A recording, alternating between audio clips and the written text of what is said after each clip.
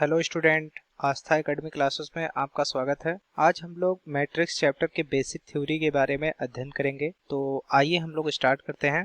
तो देखिए, यदि m इंटू n तथ्यों को m पंक्तियों तथा n स्तंभों के रूप में चिन्हों बड़े ब्रैकेट या फिर स्मॉल ब्रैकेट या फिर डबल वर्टिकल लाइन के अंदर लिखने से प्राप्त निकाय को आव्यूह कहा जाता है। क्या कहा जाता है? आव्यूह कहा जाता है। तो यदि m इंटू n तथ्यों को m पंक्तियों तथा n स्तंभों के रूप में चिन्हों बड़े ब्रैकेट या फिर स्मॉल ब्रैकेट या फिर डबल वर्टिकल लाइन के अंदर लिखने से जो प्राप्त निकाय होगा अर्थात जो सिस्टम होगा वह क्या कहलाएगा? आव्यूह कहलाएगा। ठीक है। तो आव्यूह जो होता है उसे हम लोग अंग्रेजी वर्णमाला के बड़े अक्षरों जैसे ABCD से प्रदर्शित करते हैं। ठीक है। तो आइए समझते हैं। देखिए, अगर कोई एलिमेंट है A11 A12 A13 dot dot dot A1n और दूसरा है A21 A22 A23 dot dot dot A2n। इसी प्रकार से कोई तीसरा एलिमेंट है A31 A32 A33 dot dot dot A3n। इसी प्रकार से देखिए dot dot dot dot dot dot dot dot dot dot dot और यहाँ पर कोई AM1 AM2 AM3 dot dot dot AMN। ये कोई सिस्टम है। अगर इस सिस्टम को हम लोग बड़े ब्रैकेट में या फिर स्मॉल ब्रैकेट में या फिर डबल वर्टिकल लाइन में लिखें तो वह सिस्टम क्या कहलाएगा? आव्यूह कहलाएगा। जैसे ये सिस्टम क्या कहलाएगा? आव्यूह कहलाएगा। इसमें देखिए, ये जो होगा इसे हम लोग पहला पंक्ति कहेंगे। क्या कहेंगे? पहला पंक्ति कहेंगे। और इधर जो होगा ए, इसे हम लोग दूसरा पंक्ति कहते हैं। इसी प्रकार से जो नीचे वाला पार्ट होगा वह होगा ये तीसरा पंक्ति होगा। और यहाँ देखिए डॉट डॉट डॉट के बाद यहाँ ए वाला जो पंक्ति होगा ये यमवा पंक्ति होगा। क्या होगा? एमवा पंक्ति होगा। तो ये सभी क्या है? पंक्ति होते हैं। क्या होते हैं? पंक्ति होते हैं। और देखिए, ये जो पार्ट है इसे हम लोग स्तंभ बोलते हैं। क्या बोलते हैं? ये है पहला स्तंभ। क्या है? पहला स्तंभ। इसी प्रकार से ये जो होगा वह दूसरा स्तंभ होगा और यहाँ पर ये जो होगा ये तीसरा स्तंभ होगा। और यहाँ देखिए डॉट डॉट डॉट के बाद ए वाला जो होगा इसे हम लोग एनवा स्तंभ कहेंगे। आया समझ में? तो ये सभी क्या है? स्तंभ हैं। ठीक है। ये सभी क्या है? स्तंभ हैं। तो इस पूरे आव्यूह में कितनी पंक्तियां हैं? m पंक्तियां हैं। और कितने स्तंभ हैं? टोटल n स्तंभ हैं। यहाँ देखिए टोटल कितने स्तंभ हैं? n स्तंभ हैं। तो यह पूरा सिस्टम क्या कहलाएगा? आव्यूह कहलाएगा। तो आव्यूह किसे कहते हैं? यदि m इंटू n तथ्यों को m पंक्तियों तथा n स्तंभों के रूप में चिन्हों बड़े ब्रैकेट या फिर स्मॉल ब्रैकेट या फिर डबल वर्टिकल लाइन में रखें तो वह क्या कहलाएगा? आव्यूह कहलाएगा। जैसे यहाँ पर देखिए A11 A12 A13 A1n A21 A22 A23 A2n और A31 A32 A33 A3n। इसी प्रकार से देखिए डॉट डॉट डॉट करके AM1 AM2 AM3 और यहाँ पर AMN। तो यहाँ पर देखिए ये सभी जो A11 A12 A13 A1 है ये सभी एलिमेंट हैं। इन एलिमेंटों को हम लोग एक बड़े ब्रैकेट में रखे हुए हैं या फिर इसको हम लोग एक स्मॉल ब्रैकेट में भी रख सकते थे या फिर डबल वर्टिकल लाइन में भी रख सकते थे। ठीक है। अब ये पूरा सिस्टम जो है यह क्या कहलाएगा? आव्यूह कहलाएगा। क्या कहलाएगा? आव्यूह कहलाएगा। ठीक है। और इस सिस्टम को हम लोग अंग्रेजी वर्णमाला के किसी अक्षर जैसे ABCD किसी फॉर्म में इसको लिख सकते हैं। जैसे इसको हम लोग रिप्रेजेंट करते हैं A बराबर ये पूरा सिस्टम है। तो इस पूरे आव्यूह को हम लोग क्या नाम दिए हैं? A नाम दिए हैं। ठीक है। देखिए, सबसे इम्पॉर्टेंट पार्ट यह है कि पंक्ति को कैसे जाना जाए और स्तंभ को कैसे जाना जाए। तो यहाँ पर ये जो पूरा है ये पहला पंक्ति होगा। ये क्या होगा? ये पहला पंक्ति होगा। इसी प्रकार से ए वाला जो पूरा पार्ट है ये क्या होगा? दूसरा पंक्ति होगा। इधर से देखिए ये पूरा क्या कहलाएगा? ये तीसरा पंक्ति होगा। इसी प्रकार से डॉट डॉट करके यहाँ पर ये यमवा पंक्ति है। क्या है? यमवा पंक्ति है। अगर हम लोग राइट साइड से लेफ्ट साइड की तरफ चलेंगे तो वह क्या कहलाएगा? पंक्ति होगा। और अगर ऊपर से नीचे की तरफ चलेंगे, यहाँ पर देखिए ये सब क्या है, स्तंभ है। तो अगर हम लोग ऊपर से नीचे की तरफ चलेंगे तो जो एलिमेंट प्राप्त होंगे, जैसे यहाँ पर A11 है, A21 है, A31 है, AM1 है, ये सभी जो एलिमेंट होंगे इधर से ऊपर से नीचे की तरफ जाने पर, तो ये सभी क्या कहलाएंगे, स्तंभ कहलाएंगे। और इधर देखिए अगर हम लोग राइट साइड से लेफ्ट साइड की तरफ चलेंगे तो वह सभी पंक्ति कहलाएंगे। तो यहाँ देखिए दिखाया गया है, ये सभी क्या है, पहले पंक्ति है, दूसरे पंक्ति है, तीसरे पंक्ति है, इसी प्रकार से एमवा पंक्ति है। और यहाँ देखिए ये क्या है, पूरा पहला स्तंभ है, और ये पूरा क्या है, दूसरा स्तंभ है। इसी प्रकार से ये तीसरा स्तंभ है। इसी प्रकार से ये वाला जो होगा स्तंभ, यह कौन सा स्तंभ होगा, एनवा स्तंभ होगा। ठीक है, तो इसको हम लोग किससे रिप्रेजेंट कर सकते हैं, अंग्रेजी वर्णमाला के बड़े अक्षर में इसको रिप्रेजेंट कर सकते हैं। जैसे यहाँ पर ए भी हो सकता है, बी हो सकता है, सी हो सकता है, डी हो सकता है, ई हो सकता है, एफ हो सकता है। तो आप भी ये जो पूरा सिस्टम है इसको हम लोग अंग्रेजी वर्णमाला के किसी भी बड़े अक्षर से रिप्रेजेंट कर सकते हैं। अब हम लोग और भी एग्जाम्पल के द्वारा समझेंगे। जैसे देखिए अगर कोई एलिमेंट है 2, 3, 4, 5, 6, 7, तो इन पूरे एलिमेंटों को हम लोग बड़े ब्रैकेट के अंदर अगर लिख देंगे तो यह पूरा सिस्टम क्या कहलाएगा, आव्यूह कहलाएगा। ठीक है, इसमें क्या होगा, इधर वाले पंक्ति कहलाएंगे, तो इसमें पंक्तियों की संख्या कितनी है, 2 है। और इसमें स्तंभ कितने हैं, 1, 2 और यहाँ 3 है। टोटल स्तंभों की संख्या यहाँ पर 3 है। ठीक, और इसको हम लोग अंग्रेजी वर्णमाला के किसी भी बड़े अक्षर से रिप्रेजेंट कर सकते हैं। जैसे इसका कोई भी नाम दे सकते हैं, बी दे सकते हैं, या फिर सी दे सकते हैं, डी दे सकते हैं। ठीक है, तो अंग्रेजी वर्णमाला के किसी भी बड़े अक्षर से इसको रिप्रेजेंट कर सकते हैं। ये पूरा क्या है, आव्यूह है। इसको हम लोग देखिए इस तरह से भी रिप्रेजेंट कर सकते थे। देखिए 2, 3, 4, ये है 5, 6 और 7। ठीक है, इसको हम लोग स्मॉल ब्रैकेट में भी रख सकते थे, या फिर इसको इस तरह से भी रखा जा सकता था, 2, 3, 4, 5, 6 और 7। इसको हम लोग डबल वर्टिकल लाइन में भी रख सकते हैं। ठीक है, तो ये सभी क्या कहलाएंगे, आव्यूह ही कहलाएंगे। ठीक, तो यहाँ पर देखिए ये एलिमेंट हैं 2, 3, 4, 5, 6, 7। इन एलिमेंटों को हम लोग क्या किए हैं, बड़े ब्रैकेट के अंदर रखे हैं। तो यह पूरा सिस्टम क्या कहलाएगा, ये पूरा निकाय क्या कहलाएगा, आव्यूह कहलाएगा। ठीक है, इसमें कितने पंक्तियां हैं, 2 पंक्ति हैं। यहाँ देखिए ये क्या है, पहली पंक्ति है, इधर ये दूसरी पंक्ति है। और स्तंभों की संख्या कितनी है, 3 है। यहाँ देखिए पहला स्तंभ है, ये दूसरा स्तंभ है, और ये जो है तीसरा स्तंभ है। ठीक है, इसको हम लोग बड़े ब्रैकेट के अंदर लिख सकते हैं, या फिर देखिए यहाँ पर स्मॉल ब्रैकेट के अंदर भी रिप्रेजेंट कर सकते हैं, या फिर डबल वर्टिकल लाइन के अंदर भी लिख सकते हैं। ठीक है, तो ये आव्यूह है। तो आव्यूह की परिभाषा क्या होती है, तो यदि हम लोग m इंटू n तथ्यों को m पंक्तियों तथा n स्तंभों के रूप में चिन्हों बड़े ब्रैकेट या फिर स्मॉल ब्रैकेट या फिर डबल वर्टिकल लाइन के अंदर लिखने से प्राप्त जो सिस्टम होगा वही क्या कहलाएगा, आव्यूह कहलाएगा। और आव्यूह को हम लोग अंग्रेजी वर्णमाला के बड़े अक्षरों जैसे ए हुआ, बी हुआ, सी हुआ, डी हुआ, ई हुआ, एफ हुआ, जी हुआ, एच हुआ, आई हुआ, जे हुआ, इसी तरह से जेड तक किसी भी अक्षर से हम लोग आव्यूह को रिप्रेजेंट कर सकते हैं। ठीक है, तो यहाँ देखिए ये सभी जो है पंक्तियां कहलाएंगी। जब हम लोग आव्यूह में राइट साइड से लेफ्ट साइड की तरफ जाएंगे, अर्थात इधर से इधर की तरफ जाएंगे, ठीक है, तो वह क्या कहलाएंगे, पंक्ति कहलाएंगे। और अगर ऊपर से नीचे या नीचे से ऊपर की तरफ जाएंगे तो वह क्या कहलाएगा, स्तंभ कहलाएगा। जैसे इसमें देखिए स्तंभों की संख्या 1, 2, 3, इसी प्रकार से डॉट डॉट डॉट n। तो यहाँ पर स्तंभों की संख्या कितनी है, n है। और पंक्तियों की संख्या कितनी है, पहली, दूसरी, तीसरी और यम्बवी पंक्ति है। तो यहाँ पर पंक्तियों की संख्या कितनी है, m है। ठीक है, तो हम लोग आव्यूह के बारे में पढ़ लिए। अब हम लोग आव्यूह के उपयोग के बारे में पढ़ेंगे। आव्यूह का उपयोग कहाँ कहाँ पर होता है। ठीक है, तो आव्यूह का उपयोग कहाँ कहाँ पर होता है, आइए देखते हैं। तो आव्यूह का जो पहला उपयोग होता है वह कहाँ पर होता है, रैखिक समीकरणों को हल में। किसमें कर सकते हैं, रैखिक समीकरणों को हल करने में करेंगे। ठीक है, तो इसका पहला उपयोग हम लोग कहाँ पर करते हैं, रैखिक समीकरणों को हल करने में करते हैं।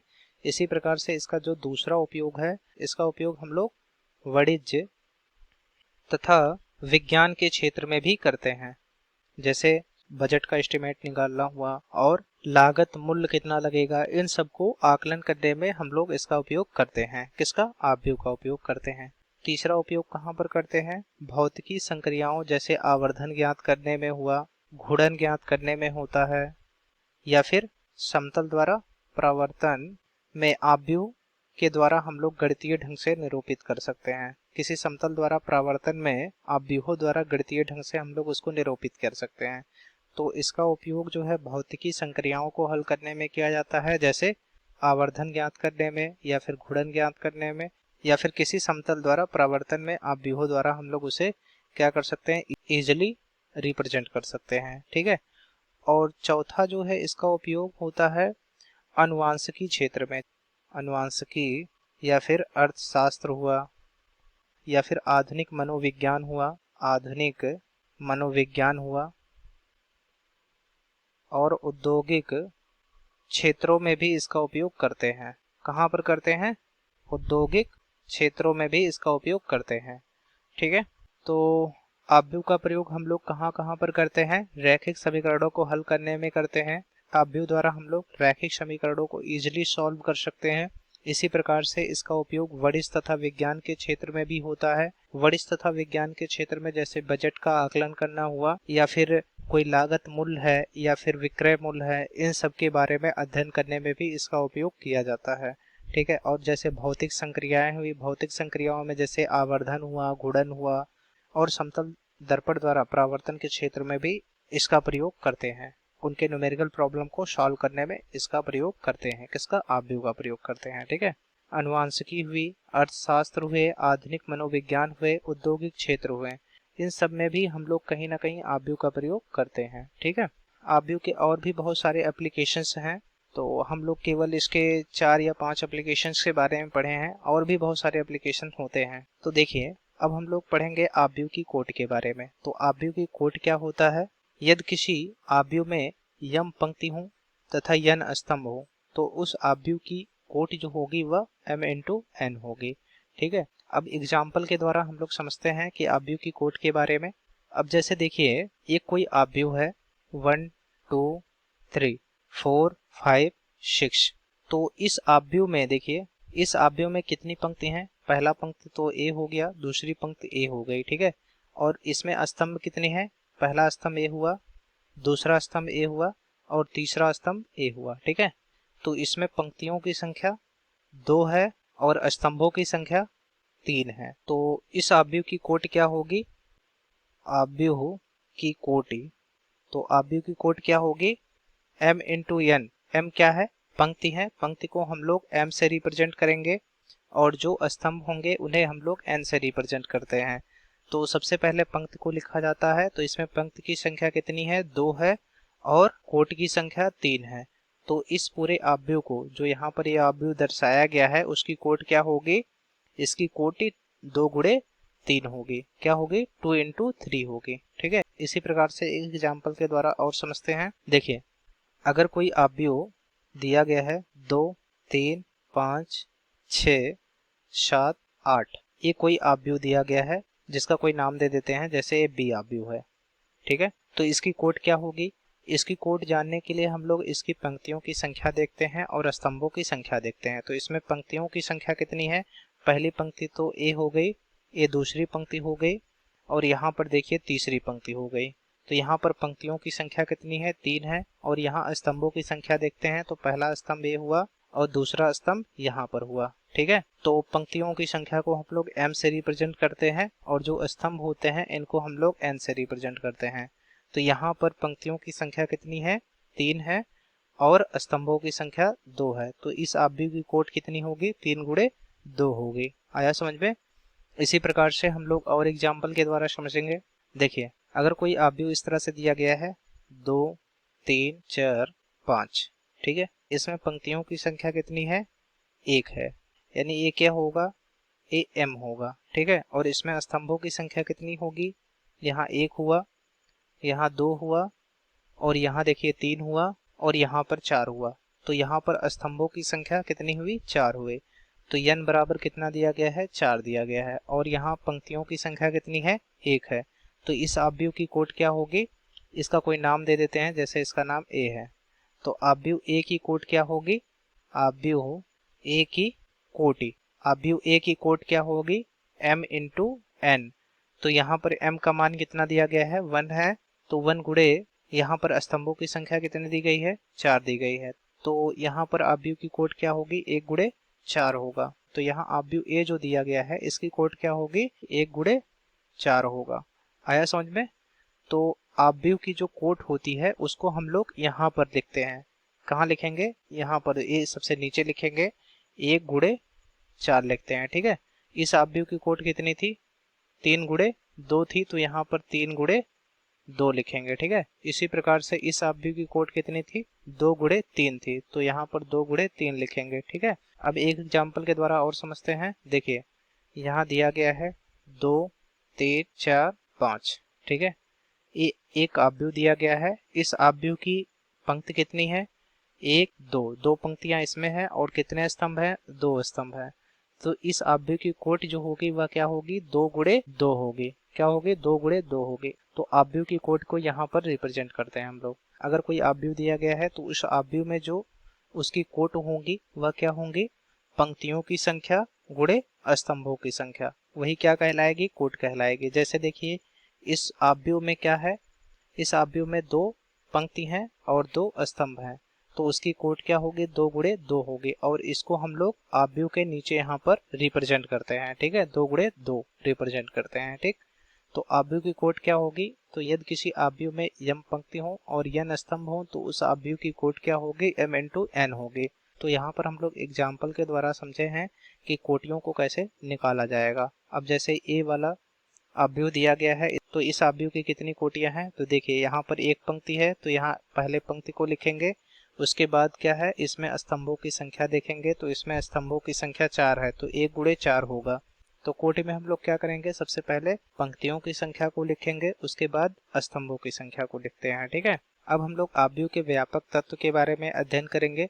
तो आव्यूह का व्यापक तत्व क्या होता है, अगर कोई आव्यूह दिया गया है उसकी आयवी पंक्ति जो होगी तथा जेवा स्तंभ जो होगा, तो आयवी पंक्ति तथा जेवे स्तंभ के जो तत्व होंगे वही क्या कहलाएंगे व्यापक तत्व कहलाएंगे, जिसे हम लोग ए आई जे से रिप्रेजेंट करते हैं। किससे रिप्रेजेंट करेंगे ए आई जे से रिप्रेजेंट करेंगे। जैसे देखिए अगर कोई आव्यूह है ए जो कि इस प्रकार है A11 A12 A13 dot dot dot A1J, इसी प्रकार से A21 A22 A23 dot dot dot A2J, इसी प्रकार से A31 A32 A33 dot dot dot A3J। और यहाँ पर देखिए डॉट डॉट डॉट, यहाँ पर भी डॉट डॉट डॉट, यहाँ पर भी डॉट डॉट डॉट, यहाँ पर भी डॉट डॉट डॉट। और यहाँ दिया गया है AI1, यहाँ AI2 और यहाँ AI3 और यहाँ क्या हो जाएगा AIJ। तो जो AIJ एलिमेंट होगा वही क्या कहलाएगा इस आव्यूह का व्यापक तत्व कहलाएगा। ठीक है। तो आव्यूह A का जो व्यापक तत्व होगा वह क्या कहलाएगा AIJ कहलाएगा। तो आव्यूह का व्यापक तत्व क्या होता है, किसी आव्यूह के आयवी पंक्ति तथा जेवे स्तंभ के तत्व को हम लोग क्या कहते हैं व्यापक तत्व कहते हैं, जिसे AIJ से रिप्रेजेंट करते हैं। किससे रिप्रेजेंट करते हैं AIJ से रिप्रेजेंट करते हैं। जैसे इसमें देखिए ये पहली पंक्ति है और ये दूसरी पंक्ति है, ये तीसरी पंक्ति है, इसी प्रकार से डॉट डॉट डॉट ये आईवी पंक्ति है। क्या है आईवी पंक्ति है। ठीक है। और यहाँ देखिए ये पहला स्तंभ है और ये दूसरा स्तंभ है, ये तीसरा स्तंभ है और इसी प्रकार से ए वाला जो स्तंभ होगा वह कौन सा स्तंभ है जेवा स्तंभ है। कौन सा स्तंभ है जेवा स्तंभ है। ठीक। तो ए कोई आव्यूह दिया गया है ए जिसमें क्या है ए आई जे क्या होगा व्यापक तत्व होगा। ए कहाँ पर उपस्थित है आईवी पंक्ति में और जेवे स्तंभ में, तो क्या कहलाएगा व्यापक तत्व से हम लोग कहेंगे। तो व्यापक तत्व के बारे में हम लोग अध्ययन कर लिए कि व्यापक तत्व क्या होता है, किसी आव्यूह का जो आईवी पंक्ति होती है और जेवे स्तंभ के तत्व को हम लोग व्यापक तत्व कहेंगे। ठीक है। जिसे AIJ से रिप्रेजेंट करते हैं। तो जैसे ए कोई आव्यूह हुआ जिसमें A11 A12 A13 AIJ elements रखे गए हैं यहाँ पर। इसमें यहाँ पर देखिए पहली पंक्ति है और ये दूसरी पंक्ति है और ये तीसरी पंक्ति है, इसी प्रकार से ये आखिरी वाला जो है वह आईवी पंक्ति है। और यहाँ पर ए जो है वह पहला स्तंभ है, ये दूसरा स्तंभ है और ये जो है तीसरा स्तंभ है। और यहाँ आखिरी में देखो ये क्या है जेवा स्तंभ है। ठीक। तो यहाँ पर ए आई जे एलिमेंट जो है वह क्या कहलाएगा, आव्यूह ए का व्यापक तत्व कहलाएगा। ठीक है, अब हम लोग अध्ययन करेंगे आव्यूह के निरूपण के बारे में कि आव्यूह को कैसे रिप्रेजेंट करते हैं। ठीक है, नोटेशन ऑफ मैट्रिक्स। तो यदि किसी आव्यूह की कोटि जो है m इंटू एन हो तो उस आव्यूह को हम लोग निम्न प्रकार से निरूपित कर सकते हैं। तो उसे हम लोग इस प्रकार से निरूपित करेंगे कि आव्यूह ए बराबर बड़े कोष्टक में आव्यूह का जो व्यापक तत्व है ए आई जे उसको रखेंगे। ठीक, और कोष्टक के बाहर क्या होगा, उसकी कोट रखेंगे m इंटू एन को। तो यही क्या है, यही आव्यूह का निरूपण का सूत्र है। ठीक है, किसी भी आव्यूह को हम लोग इसी तरह रिप्रेजेंट करेंगे। किस तरह से, a बराबर बड़े कोष्टक में यानी आव्यूह के फॉर्म में ए आई जे एलिमेंट रखेंगे और उसके बाहर उसकी कोट रखेंगे m इंटू एन को। अब इसको समझने के लिए सबसे पहले देखते हैं, अगर ए आई जे जैसे हम लोग एग्जाम्पल के द्वारा समझते हैं इसको, ए आई जे बराबर आई बटा जे दिया गया है। ए आई जे क्या होता है, आव्यूह का व्यापक तत्व होता है। ए आई जे का मान आई बटा जे दिया गया है। ठीक, और बता दिया गया है कि m इंटू एन जो है वह 2 इंटू 3 कोटि का आव्यूह है। तब इसको कैसे रिप्रेजेंट करेंगे, देखिए यहाँ पर m क्या है, पंक्ति है, और n क्या है, स्तंभ है। ठीक, तो यहाँ पर पंक्ति की संख्या कितनी हो गई, 2 हो गई, और स्तंभ की संख्या कितनी हो गई, 3 हो गई। ठीक है, तो इसको हम लोग इस तरह से लिख सकते हैं A11। ठीक, पंक्ति की संख्या कितनी है, 2 है, और स्तंभ की संख्या 3 है, तो इसको हम लोग A11, A12, A13 इस तरह से लिख सकते हैं। और ए पहली पंक्ति हो गई, जो दूसरी पंक्ति होगी वह क्या होगी, A21 होगा, A22 होगा, A23 होगा। ए क्या है, दूसरी पंक्ति है। ठीक, और इसमें स्तंभों की संख्या कितनी है, 1, 2, और ये तीसरा स्तंभ है। ठीक है, तो इसमें स्तंभों की संख्या कितनी है, 3। अब यहाँ पर देखिए ए आई जे बराबर दिया गया है आई बटा जे। क्या दिया गया है, ए आई जे बराबर आई बटा जे। तो यहाँ A11 एलिमेंट क्या होगा, A11 का क्या मतलब हुआ, जो पंक्ति होगी, पंक्ति की संख्या 1 है, स्तंभ की संख्या 1 है। तो यहाँ पर देखिए ए वाला एलिमेंट आई को दर्शाएगा और ए वाला एलिमेंट जे को दर्शाएगा। ठीक है, तो यहाँ मान रखते हैं 1 बटा 1, तो इसका मान 1 आ जाएगा। ठीक है, इसी प्रकार से A12 का मान क्या होगा, यहाँ रखते हैं I का मान 1 रखेंगे और J का मान क्या रखेंगे, 2 रखेंगे। ठीक है, तो इसका A12 एलिमेंट जो है उसका मान 1 बटा 2 आ गया। इसी प्रकार से A13 का मान क्या होगा, 1 बटा 3, 1 बटा 3 हो जाएगा या 1 बटा 3 हो जाएगा। अब A21 का मान रखेंगे तो यहाँ पर 2 बटा 1 हो जाएगा, जिसको हम लोग 2 लिख सकते हैं। ठीक है, इसी प्रकार से A22 का मान निकालेंगे तो A22 का मान क्या होगा, 2 बटा 2, तो यहाँ पर 1 आ जाएगा। इसी प्रकार से A23 का मान निकालेंगे तो ये हो जाएगा 2 बटा 3 या 2 बटा 3 हो जाएगा। ठीक, तो इस पूरे सारणी का मान निकल गया, तो इसको हम लोग इस तरह से लिख सकते हैं, इसका कोई नाम दे सकते हैं, जैसे इसका नाम A रख दिए। ठीक, तो A बराबर क्या हो जाएगा, A बराबर होगा A11 की जगह पर क्या रखेंगे, 1 रखेंगे, A12 की जगह पे क्या रखेंगे, 1/2 रखेंगे, और A3 की जगह पर 1/3 रखेंगे, और A21 की जगह पर 2 बटा 1 रखेंगे अर्थात 2 रखेंगे, और A22 की जगह पे 1 रखेंगे, और A23 की जगह पे हम लोग 2 बटा 3 रखेंगे। तो यहाँ रख देते हैं, तो ये हो जाएगा 1, 1/2, और यहाँ पर 1/3 हो जाएगा, और यहाँ 2 हो जाएगा, और यहाँ 1 हो जाएगा, और यहाँ पर 2 बटा 3 हो जाएगा। ठीक है, तो ये हमारा पूरा आव्यूह A निकल गया। ठीक है, तो अगर हमें कोटि का मान पता हो और ए आई जे पता हो, ठीक, तो उससे हम लोग क्या निकाल सकते हैं, उससे हम लोग आव्यूह के सारे एलिमेंट को निकाल सकते हैं। ठीक है, यहाँ पर हम लोग एग्जाम्पल के द्वारा समझे कि आव्यूह का निरूपण कैसे किया जाता है। ठीक है, तो अगर हमें m इंटू एन का मान पता हो और ए आई जे का कोई मान दिया गया है तो उस पूरे आव्यूह को हम लोग निकाल सकते हैं। ठीक, तो आव्यूह का निरूपण हम लोग किससे करते हैं, आव्यूह का निरूपण हम लोग A बराबर आव्यूह के अंदर ए आई जे, जिसको हम लोग व्यापक एलिमेंट कहते हैं यानी व्यापक तत्व कहते हैं आव्यूह का। ठीक, ये आव्यूह के अंदर होगा और उसके आव्यूह के बाहर क्या होंगे, नीचे में क्या लिखा होगा, आव्यूह की कोट लिखी होगी कि आव्यूह की कोट क्या है। तो यहाँ पर आव्यूह की कोट m इंटू एन है। ठीक, तो हम लोग क्या समझे, आव्यूह के निरूपण के बारे में समझ लिए, और आव्यूह के व्यापक तत्व के बारे में समझे। आव्यूह का व्यापक तत्व क्या होता है, Aij होता है। और हम लोग आव्यूह की कोट के बारे में समझे। आव्यूह की कोट क्या होती है, M×n होती है। ठीक है, इसी प्रकार से हम लोग आव्यूह के उपयोग के बारे में पढ़े। आव्यूह का उपयोग कहाँ पर किया जाता है, अनुवांशिकी क्षेत्र में किया जाता है, अर्थशास्त्र में भी किया जाता है, आधुनिक मनोविज्ञान में भी किया जाता है, औद्योगिक क्षेत्रों में भी किया जाता है। ठीक है, और इसका भौतिक क्षेत्र में भी इसका उपयोग किया जाता है, आवर्धन निकालने के लिए, गुणन निकालने के लिए, और समतल दर्पण में भी इसका उपयोग किया जाता है। ठीक, वाणिज्य तथा विज्ञान के क्षेत्र में भी हम लोग इसका उपयोग करते हैं, जैसे बजट में हुआ, या फिर लागत मूल्य क्या होगा उसका आकलन करने में कहते हैं, या फिर विक्रय मूल्य क्या होगा इसका आकलन करने में करते हैं, और रैखिक समीकरणों को हल करने में भी इसका उपयोग किया जाता है। और भी बहुत सारे उपयोग किए जाते हैं आव्यूह का। ठीक, तो आव्यूह के बारे में हम लोग पढ़ें। आव्यूह जो होता है वह M×n तथ्यों को m पंक्तियों तथा n स्तंभों के रूप में अगर हम लोग चिन्ह बड़े ब्रैकेट में या फिर स्मॉल ब्रैकेट में या फिर डबल वर्टिकल लाइन के अंदर अगर एलिमेंट्स को रखते हैं तो जो सिस्टम प्राप्त होता है वह क्या कहलाता है, आव्यूह कहलाता है। ठीक, और आव्यूह को हम लोग अंग्रेजी वर्णमाला के बड़े अक्षरों जैसे A हुआ, B हुआ, C हुआ, D हुआ, इन सब से प्रदर्शित करते हैं। ठीक, तो अगले वीडियो लेक्चर में हम लोग आव्यूह के प्रकार के बारे में अध्ययन करेंगे कि आव्यूह के कितने प्रकार होते हैं। ठीक है, पिछले वीडियो लेक्चर में हम लोग आव्यूह के बारे में पढ़े थे, आव्यूह के कोट के बारे में अध्ययन किए थे, और आव्यूह को कैसे निरूपित करते हैं उसके बारे में अध्ययन किए थे।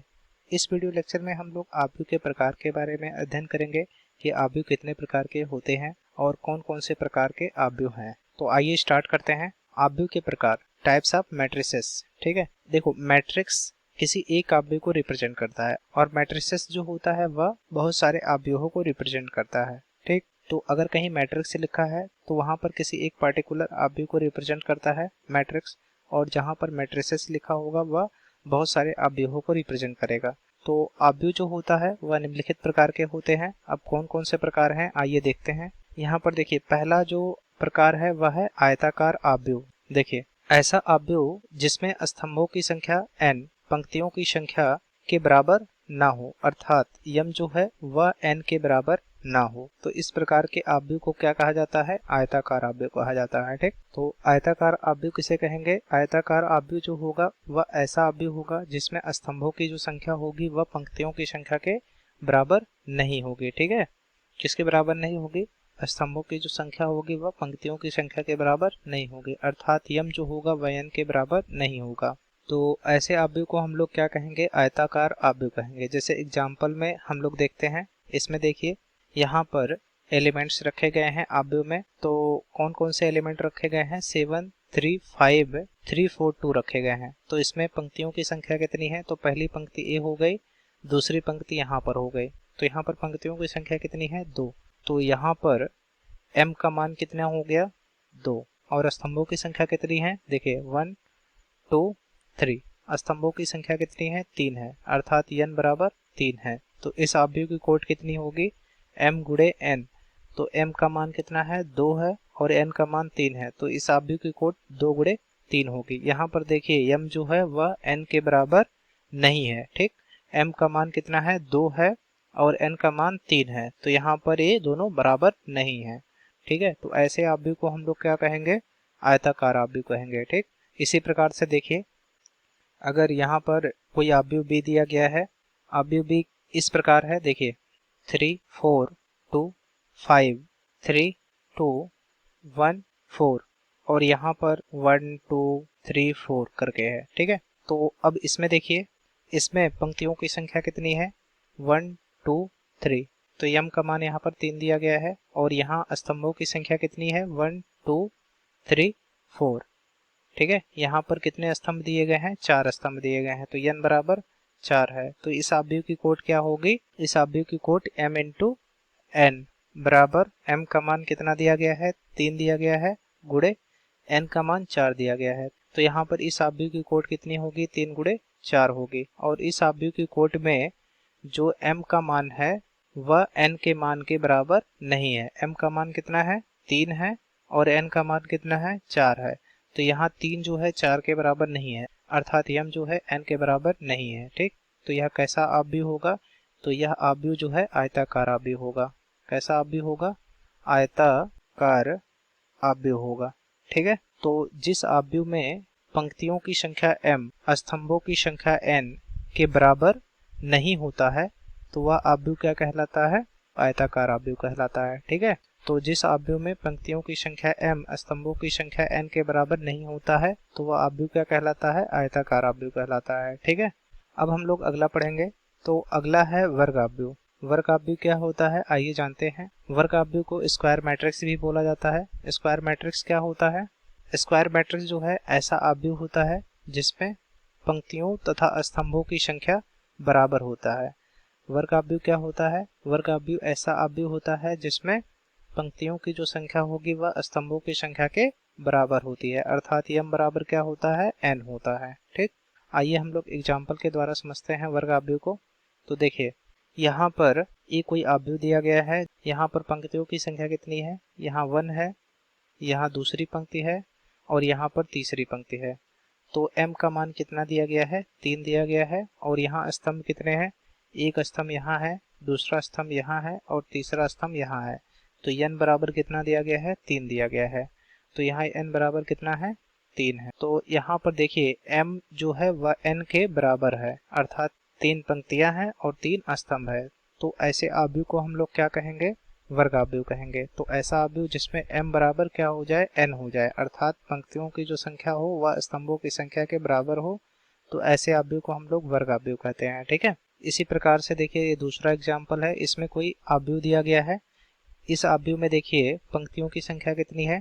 1 2, 2 पंक्तियां हैं, अर्थात m बराबर 2 दिया गया है। और स्तंभ की संख्या कितनी है? पहला स्तंभ है और ये दूसरा स्तंभ है, यानी n बराबर 2 दिया गया है। तो यहाँ पर m बराबर क्या है? n है, अर्थात 2 बराबर 2 है।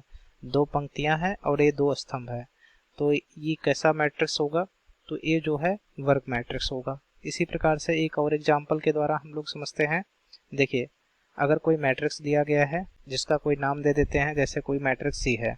ठीक, वह कुछ इस तरह से दिया गया है 4 3 2 1 1 2 3 4 और यहाँ पर 3 2 1 3। ठीक है, और यहाँ 1 2 3 4 1 2 3 4। ये कोई मैट्रिक्स दिया गया है जिसमें स्तंभों की संख्या कितनी है? स्तंभों की संख्या देखिए 1, यहाँ दूसरा स्तंभ है, यहाँ तीसरा स्तंभ है और ये चौथा स्तंभ है। और पंक्तियों की संख्या कितनी है? 1 है, 2 है, 3 है और यहाँ पर 4 है। तो यहाँ पर m बराबर 4 है और n का मान भी क्या है? 4 है, अर्थात पंक्तियों की संख्या 4 है और स्तंभों की संख्या भी 4 है। तो यहाँ पर m बराबर n है। क्या है? m बराबर n है। तो यह कैसा मैट्रिक्स होगा? यह मैट्रिक्स जो है वर्ग मैट्रिक्स होगा या फिर स्क्वायर मैट्रिक्स इसे कहेंगे। और इसकी कोड क्या होगी? 4 × 4 होगी, अर्थात 4 × 4 होगी। ठीक है, अब हम लोग अगला मैट्रिक्स के बारे में पढ़ते हैं। अगला मैट्रिक्स क्या है? हॉरिजॉन्टल मैट्रिक्स है, जिसे हम लोग क्षैतिज आव्यूह कहते हैं। ठीक है, तो आइए देखते हैं क्षैतिज आव्यूह क्या होता है। तो क्षैतिज आव्यूह क्या होता है? जिस आव्यूह में पंक्तियों की संख्या m स्तंभों की संख्या n से कम होती है। क्या हो? जिस आव्यूह में पंक्तियों की संख्या m स्तंभों की संख्या से कम हो, उसे हम लोग क्या कहेंगे? क्षैतिज आव्यूह कहेंगे। तो ऐसा आव्यूह जिसमें पंक्तियों की संख्या m जो है वह स्तंभों की संख्या से कम हो, उसे क्षैतिज आव्यूह कहेंगे। जैसे एग्जाम्पल यहाँ पर दिया गया है। एग्जाम्पल में देखिए, यह कोई आव्यूह दिया गया है। इस आव्यूह में पंक्तियों की संख्या, ये पहली पंक्ति है और यहाँ पर ये दूसरी पंक्ति है। ठीक है, और इसमें स्तंभों की संख्या कितनी है? ये पहला स्तंभ है और यहाँ ये दूसरा स्तंभ है। इसी प्रकार से ये तीसरा स्तंभ है और यहाँ पर ये क्या है? चौथा स्तंभ है। ठीक, तो यहाँ पंक्तियों की संख्या m बराबर कितना दिया गया है? 2 दिया गया है और n बराबर 4 दिया गया है। ठीक, तो क्षैतिज आव्यूह क्या कहलाता है? क्षैतिज आव्यूह ऐसा आव्यूह होता है जिसमें पंक्तियों की संख्या कम होती है। किससे? स्तंभों की संख्या से। ठीक है, तो इसमें क्या है? m कम है किससे? n से। m क्या है? n से कम है, तो यह कैसा आव्यूह कहलाएगा? क्षैतिज आव्यूह कहलाएगा। ठीक है, तो यहाँ पर देखिए एग्जाम्पल में, यहाँ पंक्तियों की संख्या 2 ही है जबकि स्तंभों की संख्या 4 है। तो यहाँ पंक्तियों की संख्या क्या है? कम है किससे? स्तंभों की संख्या से। तो यह कैसा आव्यूह होगा?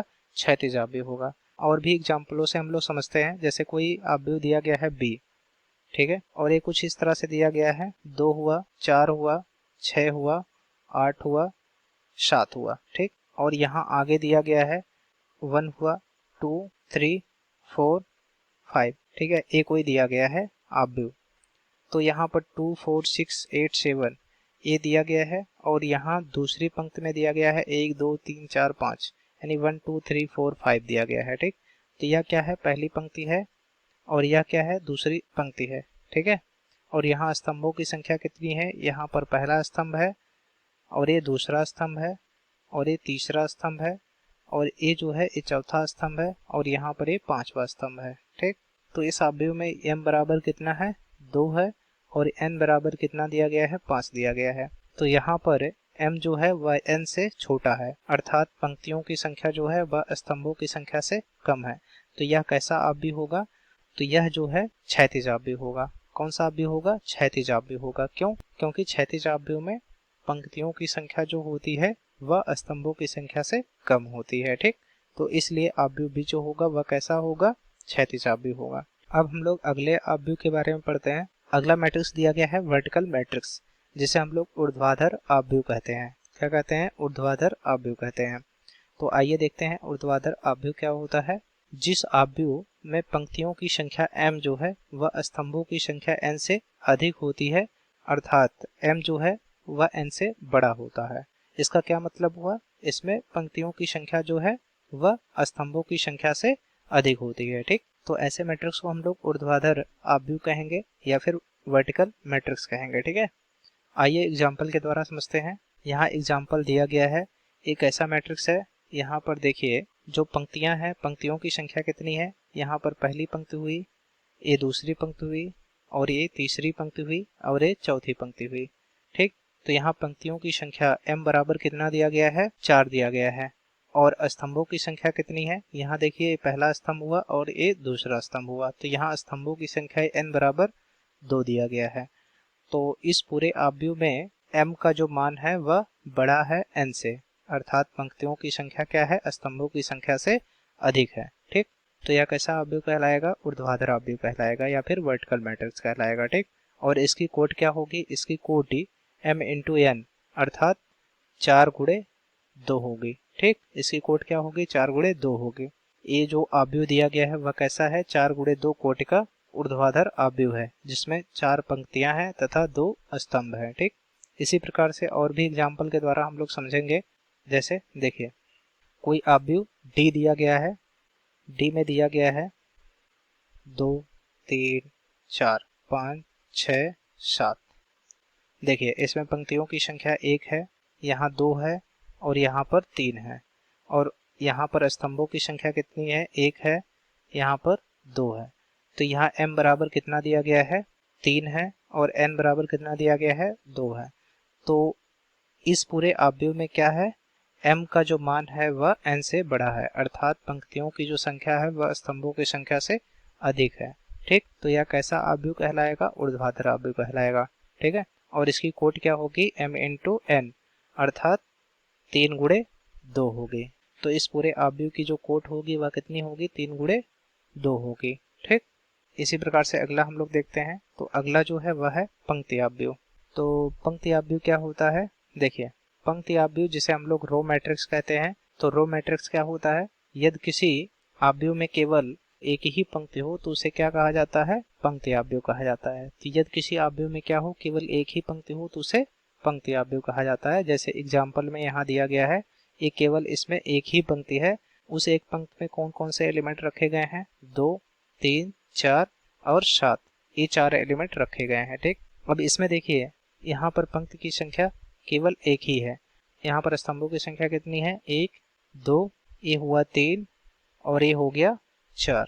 तो इस आव्यूह में पंक्तियों की संख्या m बराबर 1 दिया गया है और n का जो मान दिया गया है वह 4 दिया गया है। बट इसमें क्या है, यह केवल एक ही पंक्ति में रखी गई है, इसलिए इसे क्या कहा जाएगा, पंक्ति आव्यूह कहा जाएगा, ठीक है।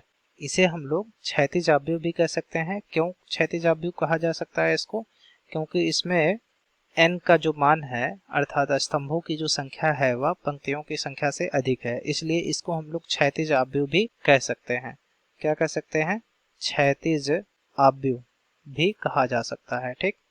और इसकी कोट क्या होगी, इसकी कोट m इंटू एन होगी। m का मान कितना दिया गया, 1 दिया गया है और n का मान 4 दिया गया है, तो इसकी कोट 1 गुणे 4 होगी। ठीक है, तो यहाँ पर एक गुणे 4 कोट की पंक्ति आव्यूह है, तो यहाँ ये पंक्ति आव्यूह को दर्शाया गया है। इसी प्रकार से हम लोग एक और एग्जाम्पल के द्वारा समझेंगे। जैसे देखिए, ये कोई दिया गया है 2 3 4 5 6 7, एक कोई आव्यूह दिया गया है।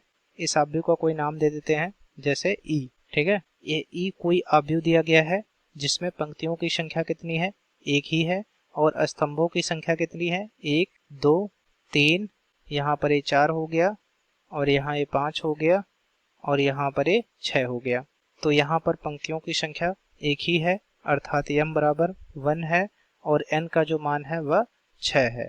ठीक है, यहाँ पर पंक्तियों की संख्या कितनी है, 1 है, जबकि स्तंभों की संख्या 6 है। तो ऐसे आव्यूह को हम लोग कौन सा आव्यूह कहेंगे, पंक्ति आव्यूह कहेंगे। ठीक है, क्योंकि इसमें एक ही पंक्ति है, और जिस आव्यूह में केवल एक ही पंक्ति होती है वह आव्यूह क्या कहलाता है, पंक्ति आव्यूह कहलाता है। चूंकि ई आव्यूह में एक ही पंक्ति है, इसलिए यह क्या कहलाएगा, पंक्ति आव्यूह कहलाएगा। आया समझ में।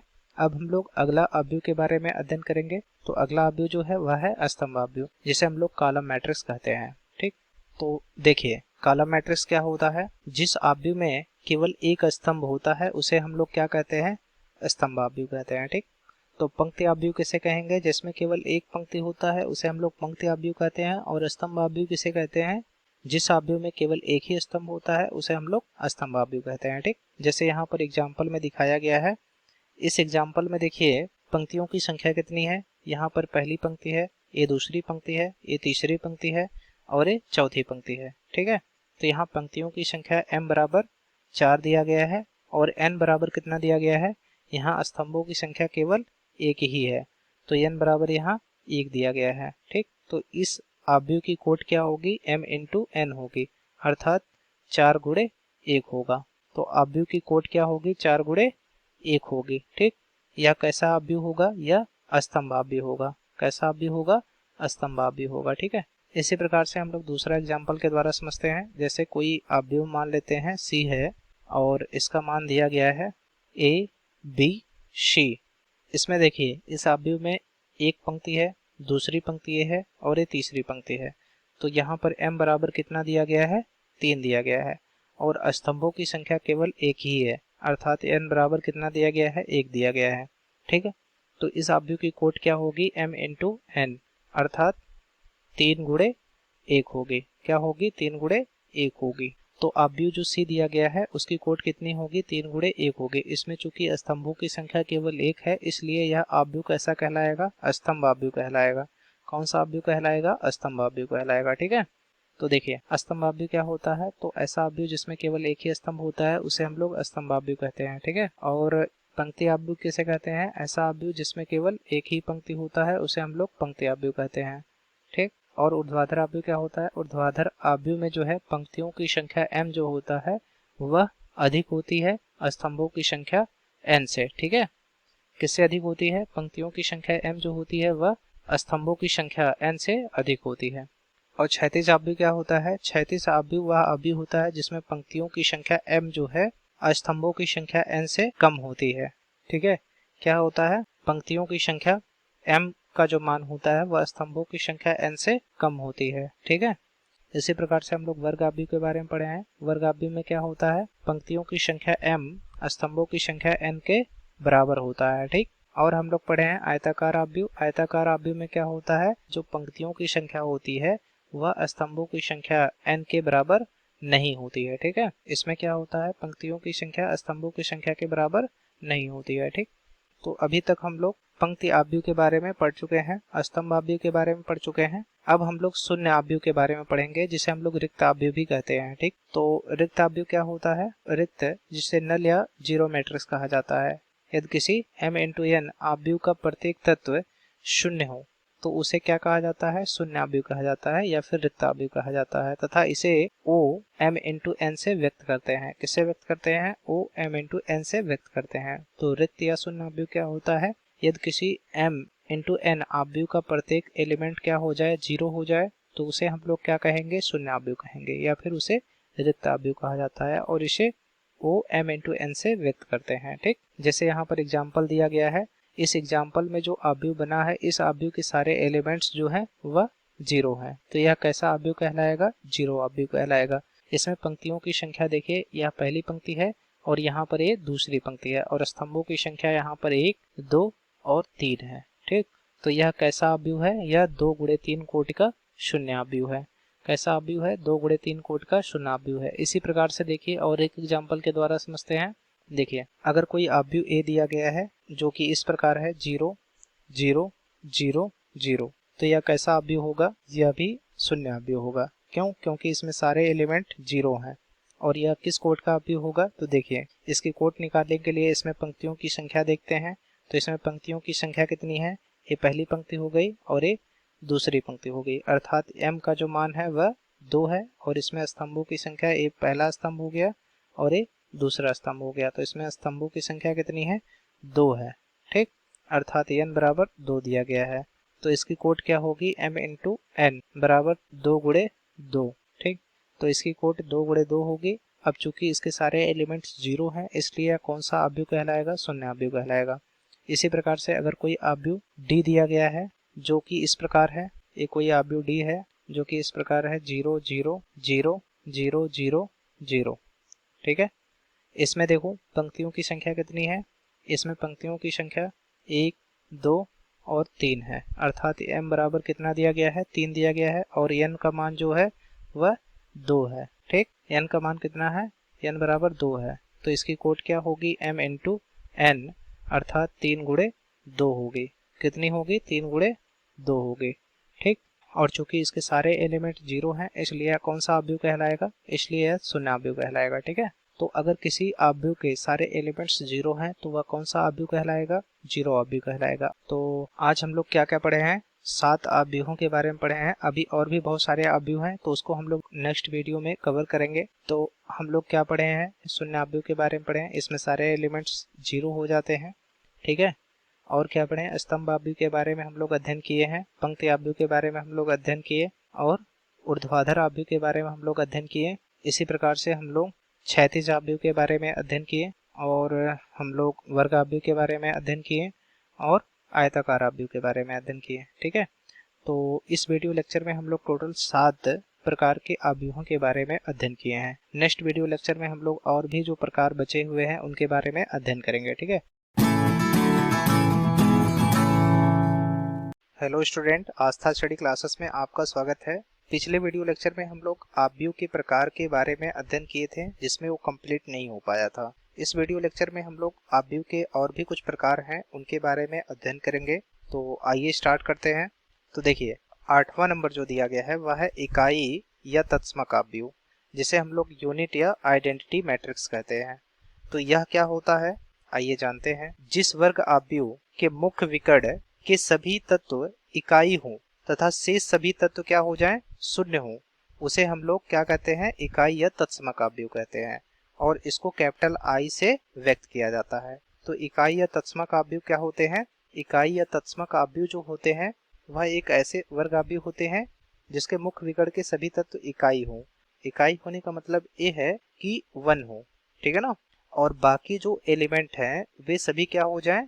शून्य हो जाए। तो ऐसे आव्यूह को हम लोग इकाई या तत्समक आव्यूह कहते हैं और इसे हम लोग कैपिटल I से व्यक्त करते हैं। जैसे यहाँ पर दिखाया गया है, यह 3 गुणे 3 कोटि का एक वर्ग आव्यूह है। इस वर्ग आव्यूह के जो मुख्य विकर्ण है, ये देखिए, ये पूरा क्या है? मुख्य विकर्ण है। इसे हम लोग अग्र विकर्ण भी कहते हैं। ये क्या होता है? मुख्य विकर्ण होता है। तो इस मुख्य विकर्ण के सभी एलिमेंट अगर क्या हो जाए? 1 हो जाए और बाकी सभी शेष तत्व 0 हो जाए तो यह आव्यूह क्या कहलाएगा? तत्समक आव्यूह कहलाएगा या फिर इकाई आव्यूह कहलाएगा। तो यहाँ पर देखिए, ये जो वर्ग आव्यूह दिया गया है, इस वर्ग आव्यूह के मुख्य विकर्ण के सभी एलिमेंट क्या हैं? इकाई हैं, अर्थात 1 है, और बाकी जो शेष एलिमेंट हैं वो सभी क्या हैं? 0 हैं। इसलिए यह कैसा आव्यूह होगा? यह एक प्रकार का इकाई या तत्समक आव्यूह होगा। ठीक है ना, इकाई या तत्समक आव्यूह होगा और इसे हम लोग किससे रिप्रेजेंट करेंगे? कैपिटल I से रिप्रेजेंट करेंगे। ठीक है ना, तो इकाई आव्यूह किसे कहेंगे? इकाई आव्यूह जो होता है एक प्रकार का ऐसा वर्ग आव्यूह है जिसके मुख्य विकर्ण के सभी एलिमेंट इकाई हों और बाकी जो शेष बचे हुए तत्व हैं या एलिमेंट हैं वो सभी 0 हो जाएं। तो ऐसे आव्यूह को हम लोग इकाई या तत्समक आव्यूह कहते हैं। ठीक, इकाई या तत्समक आव्यूह को एक और प्रकार से परिभाषित कर सकते हैं। जैसे देखिए, यदि किसी n पंक्तियों के वर्ग आव्यूह aij को इकाई आव्यूह कहेंगे यदि क्या हो जाए, aij बराबर 1 आ जाए जब i बराबर j हो, और aij बराबर 0 हो जाए जब i जो है j के बराबर नहीं हो, तो ऐसे आव्यूह को हम लोग इकाई या तत्समक आव्यूह कहेंगे। अब ये पूरा समझ में नहीं आया होगा, तो आइए देखते हैं। देखिए, अगर कोई वर्ग आव्यूह है जिसके एलिमेंट मान लेते हैं a11, a12, a13 और दूसरी पंक्ति के जो एलिमेंट हैं वह a21, a22, a23 और तीसरी पंक्ति के जो एलिमेंट्स हैं वह हैं a31, a32, a33। ठीक, देखिए अब कंडीशन यहाँ पर क्या लगाएंगे, aij बराबर क्या होगा, 1 होगा यदि i जो है वह j के बराबर है। ठीक, तब aij का मान 1 लेंगे और aij का मान 0 लेंगे जब i जो है j के बराबर नहीं है। तो इसमें देखिए, ये जो वर्ग आव्यूह है इसमें देखिए ij का मान इसमें सेम है, यहाँ पर i का मान 2 है, j का मान 2 है, तो यहाँ पर सेम है। और यहाँ पर देखिए i का मान यहाँ पर 3 है, j का मान भी 3 है, तो यहाँ का एलिमेंट, यहाँ का एलिमेंट और यहाँ का एलिमेंट, यहाँ पर कौन सी वैल्यू रखेंगे, aij बराबर 1 रखेंगे। बाकी इसमें देखिए a12 में i का मान 1 है और j का मान 2 है, तो यहाँ पर i जो है j के बराबर नहीं है, इसलिए यहाँ पर 0 रखेंगे। इसी प्रकार से यहाँ पर भी i जो है j के बराबर नहीं है, इसलिए यहाँ पर भी 0 रखेंगे। ठीक है ना, यहाँ पर भी क्या रखेंगे, 0 रखेंगे क्योंकि i जो है j के बराबर नहीं है। इसी प्रकार से यहाँ पर भी i जो है j के बराबर नहीं है, इसलिए यहाँ पर 0 रखेंगे। इसी प्रकार से यहाँ पर भी i जो है j के बराबर नहीं है, इसलिए यहाँ पर 0 रखेंगे। इसी प्रकार से जो एलिमेंट है यहाँ पर भी i जो है j के बराबर नहीं है, इसलिए इसको भी क्या करेंगे, 0 रखेंगे। तो इस पूरे को हम लोग इस तरह से लिख सकते हैं। देखिए a11 में जो है i और j का मान बराबर है, इसलिए यहाँ पर 1 रखेंगे। a12 में जो है i और j का मान बराबर नहीं है, इसलिए इसको 0 रखेंगे। अगले वाले को भी 0 रखेंगे, यहाँ पर भी 0 होगा। a22 यहाँ पर i और j का मान सेम है, इसलिए 1 रखेंगे। ठीक है, a23 इसमें i और j का मान सेम नहीं है, इसलिए 0 रखेंगे। इसी प्रकार से यहाँ पर भी 0, यहाँ पर भी 0 और यहाँ पर 1 हो जाएगा। ठीक है, तो ये कुछ इस तरह से आव्यूह बनेगा। इस आव्यूह की कोट कितनी होगी, चूंकि इसमें पंक्तियों की संख्या 1, 2 और 3 है और स्तंभों की संख्या 1 है, 2 है, 3 है, तो इसमें पंक्तियों की संख्या m बराबर 3 है और स्तंभों की संख्या n बराबर 3 है। तो स्तंभों की संख्या पंक्तियों की संख्या के बराबर है, इसलिए यह कैसा है, वर्ग आव्यूह है। तो यह एक ऐसा वर्ग आव्यूह है जिसमें जो मुख्य विकर्ण है, जिसे हम लोग अग्र विकर्ण कहते हैं, ये देखिए ये जो मुख्य विकर्ण है उसके सभी एलिमेंट क्या है, इकाई है। तो ऐसे आव्यूह को हम लोग क्या कहेंगे, इकाई आव्यूह कहेंगे या फिर तत्समक आव्यूह कहेंगे। क्या कहेंगे, इकाई आव्यूह या तत्समक आव्यूह कहेंगे। और इसे हम लोग किससे रिप्रेजेंट करेंगे, कैपिटल आई से रिप्रेजेंट करेंगे। ये यहाँ पर कैपिटल आई बराबर ये पूरा हो जाएगा। इसी प्रकार से देखिए, अगर कोई आव्यूह दिया गया है और यहाँ पर 1 दिया गया है, 0 0 0, यहाँ 0 दिया गया है, यहाँ 1 दिया गया है, 0, यहाँ पर भी 0 दिया गया है, और यहाँ 0, यहाँ पर भी 0, और यहाँ 1 दिया गया है, यहाँ पर 0, और यहाँ पर 0, यहाँ पर भी 0, यहाँ पर भी 0 और यहाँ पर 1 दिया गया है। ठीक है, इस तरह से। तो यहाँ पर ये देखिए पंक्तियों की संख्या 1, 2, 3 और 4 है, तो यहाँ 4 गुणे 4 कोट का वर्ग आव्यूह है। इस वर्ग आव्यूह में जो मुख्य विकर्ण है, इस मुख्य विकर्ण के सभी तत्व क्या है, इकाई है, इसलिए यह कैसा आव्यूह कहलाएगा, तत्समक आव्यूह कहलाएगा या फिर इकाई आव्यूह कहलाएगा। ठीक है, और इसे हम लोग किससे रिप्रेजेंट करेंगे, कैपिटल आई से रिप्रेजेंट करेंगे। तो तत्समक आव्यूह या इकाई आव्यूह क्या होता है, तो यदि n पंक्तियों का कोई वर्ग आव्यूह है, इस वर्ग आव्यूह को हम लोग इकाई आव्यूह कहेंगे यदि क्या हो जाए, aij बराबर 1 हो जब i बराबर j हो, और aij जो है वह 0 है जब i जो है j के बराबर ना हो, तो उसे हम लोग क्या कहेंगे, इकाई आव्यूह कहेंगे। या फिर ऐसे कह सकते हैं कि जिस वर्ग आव्यूह के मुख्य विकर्ण के सभी तत्व इकाई हो तथा शेष सभी तत्व शून्य हो जाएं, तो वह आव्यूह इकाई या तत्समक आव्यूह कहलाता है। ठीक है, तो हम लोग इकाई आव्यूह के बारे में पढ़ लिए हैं। अब हम लोग आगे बढ़ते हैं। अगला आव्यूह जो है वह है विकर्ण आव्यूह। विकर्ण आव्यूह क्या होता है, यदि किसी वर्ग आव्यूह के मुख्य विकर्ण पर स्थित तथ्यों को छोड़कर शेष सभी तत्व शून्य हो तो उसे हम लोग विकर्ण आव्यूह कहते हैं। ठीक है, तो यदि किसी वर्ग आव्यूह के मुख्य विकर्ण पर स्थित तथ्यों को छोड़कर शेष सभी तत्व क्या हो जाए, शून्य हो जाए, तो उसे हम लोग विकर्ण आव्यूह कहेंगे। ठीक, यह लगभग तत्समक आव्यूह के समान है, परंतु इसमें अंतर क्या होगा, देखिए ए आव्यूह दिया गया है, इस आव्यूह का जो ए मुख्य विकर्ण है, इस मुख्य विकर्ण में जो एलिमेंट रखा गया है वह शून्य नहीं है, बाकी सभी एलिमेंट क्या है, शून्य हो गए हैं। ठीक, इस मुख्य विकर्ण का जो एलिमेंट है वो इकाई नहीं है, इसलिए इसे हम लोग इकाई आव्यूह नहीं कह सकते हैं।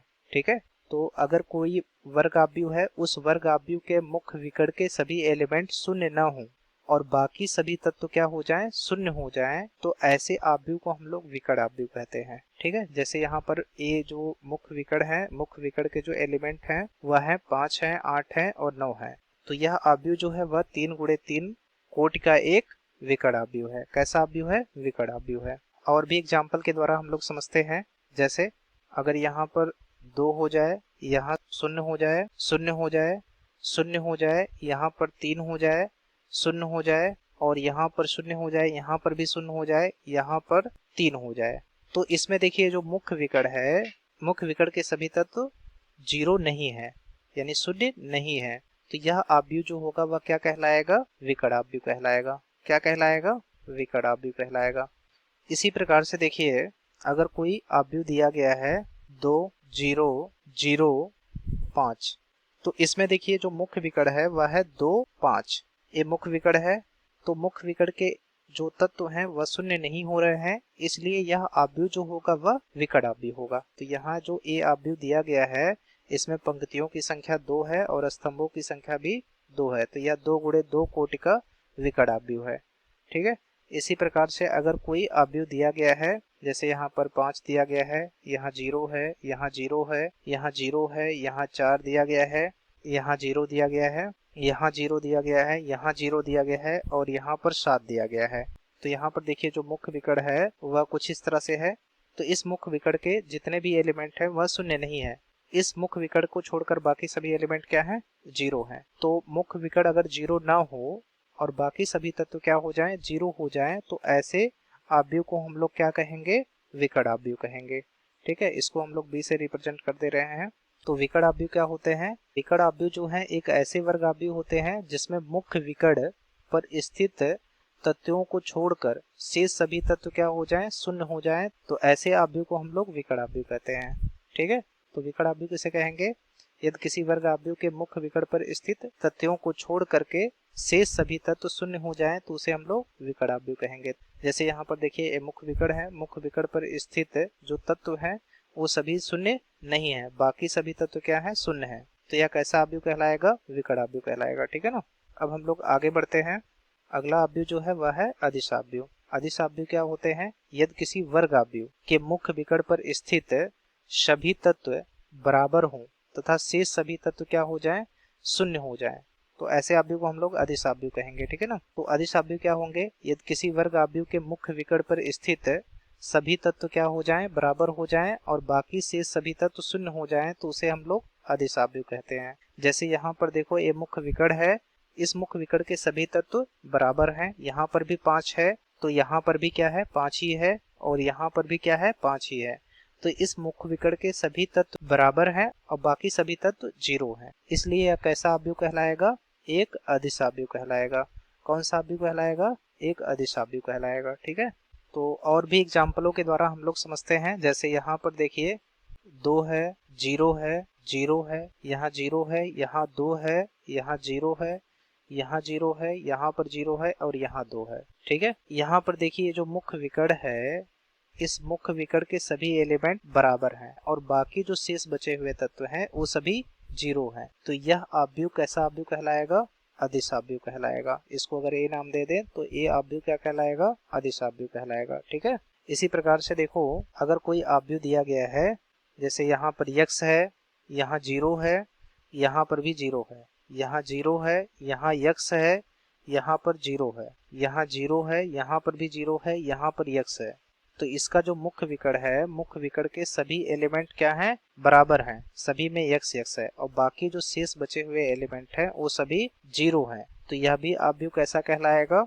अदिश आव्यूह कहलाएगा। ठीक है, तो देखिए अगर कोई आव्यूह दिया गया है, ठीक है, यहाँ पर 1 दिया गया है, यहाँ 0 दिया गया है, यहाँ 0 दिया गया है, यहाँ 0, यहाँ पर 1 दिया गया है, यहाँ पर 0, यहाँ पर 0, यहाँ पर 0 और यहाँ पर 1 दिया गया है। तो यहाँ पर देखिए जो मुख्य विकर्ण है उस मुख्य विकर्ण पर सभी एलिमेंट बराबर हैं और बाकी से सभी एलिमेंट 0 है। तो इसे भी हम लोग क्या कह सकते हैं, अदिश आव्यूह कह सकते हैं, और इसे हम लोग इकाई या तत्समक आव्यूह भी कह सकते हैं। ठीक है ना। तो इस आव्यूह को, जो यहाँ पर आव्यूह दिया गया है, इम्पोर्टेंट पॉइंट है, इस आव्यूह को हम लोग इकाई या तत्समक आव्यूह भी कह सकते हैं और इसे हम लोग अदिश आव्यूह भी कह सकते हैं। ठीक है, तो अदिश आव्यूह क्या होते हैं, अदिश आव्यूह एक ऐसे वर्ग आव्यूह होते हैं जिनमें मुख्य विकर्ण पर स्थित सभी तत्व बराबर होते हैं और शेष सभी तत्व शून्य होते हैं। तो ऐसे आव्यूह को हम लोग अदिश आव्यूह कहेंगे।